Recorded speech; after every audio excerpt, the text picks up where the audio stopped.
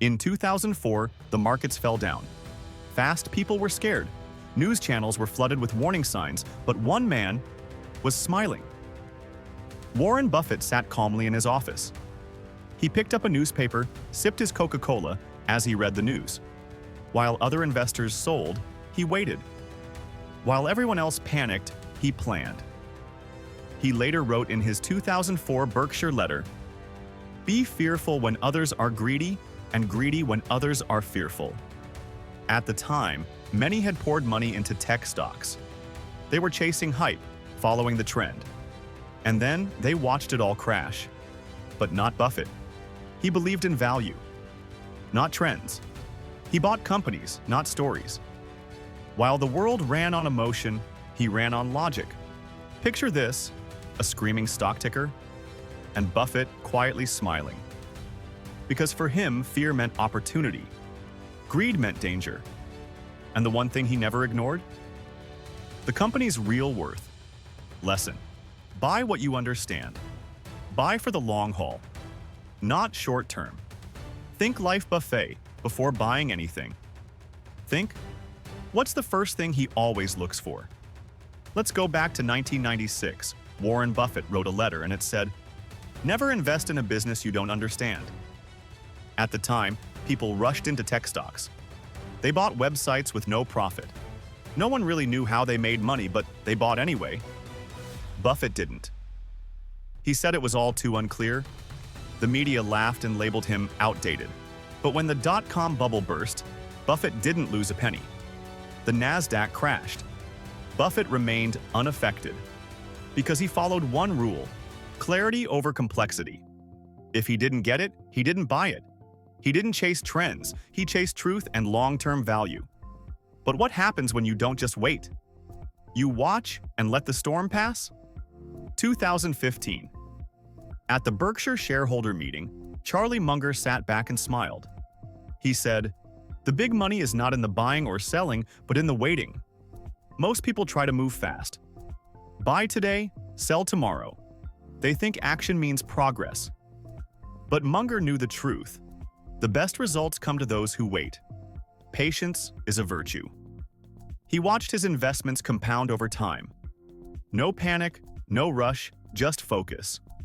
While others made noise around him as they shared the buzz of the stock market and the news, selling too soon or buying too late, he waited for the right moment, and his money grew quietly.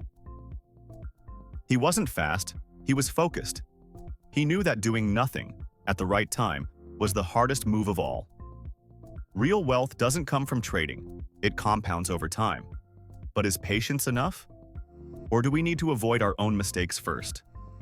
Charlie Munger had one big rule: avoid being stupid, more than trying to be very smart. That line came from Poor Charlie's Almanac. He didn't chase genius, he avoided disaster. Most people lose money not from lack of skill, but from bad choices. They buy at the top. They sell in fear. They follow hype. Think of panic, selling meme stocks, over-leveraging. It's not brilliance that builds wealth. It's discipline. Discipline beats IQ. Munger knew that a clear mind is stronger than a fast one. He didn't try to win every time he tried not to lose, and that mindset protected him for decades. But where did this thinking begin?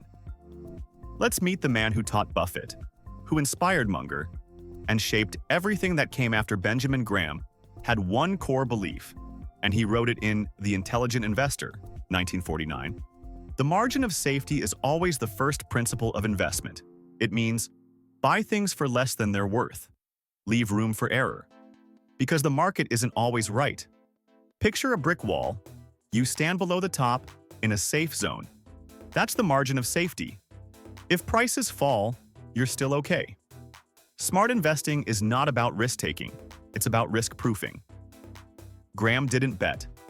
He protected, and he taught that the best investors think in probabilities, not certainties. But even when you follow the truth, how does the market treat you? In the short term versus the long run? Let's find out next. Benjamin Graham saw through the noise. He said, "In the short run, the market is a voting machine. In the long run, it is a weighing machine." That means in the short term, emotion wins. People chase hype, follow crowds, and react with fear. Imagine a stage. Stocks rise like ballots being cast. But later, the truth weighs in. Prices settle where the real value is. It's not about being popular, it's about being right over time. Be an investor, not a speculator. Buy things that can stand the weight of reality. Don't follow votes, follow value. Because the market doesn't forget. It just takes time to remember.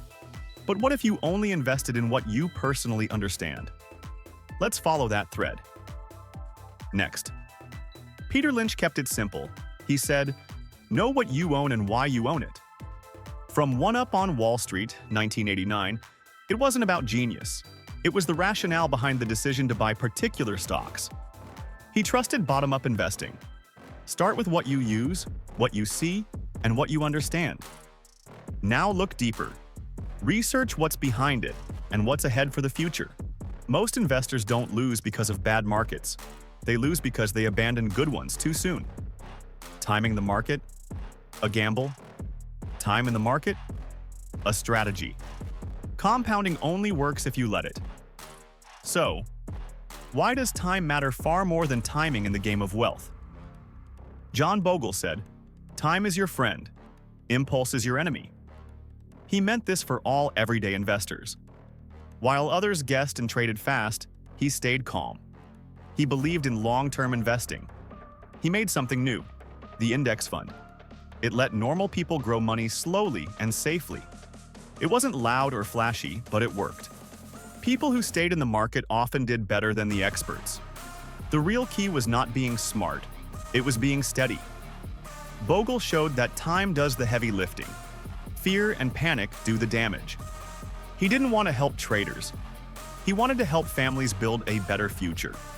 He made investing simple. He made it fair. He gave people trust in the system. So what happens when you follow all these ideas? You build wealth, without stress, without guessing. Understand, wait, be safe, avoid stupidity, stay the course. That's the 8-word code they all followed. Buffett, Munger, Graham, Lynch, Bogle. They never chased fast money. They avoided what they didn't understand. They waited, watched, stayed calm. They didn't try to be clever, they tried to be clear. They didn't promise you'd get rich. They promised you'd get peace. In the end, investing isn't about finding the next big thing, it's about building the next. You want to invest like the greatest investors of all time? Subscribe for more real lessons that last a lifetime. Now tell us, which quote made you think differently? Drop it in the comments. Let's learn from the best. Let's build real wealth.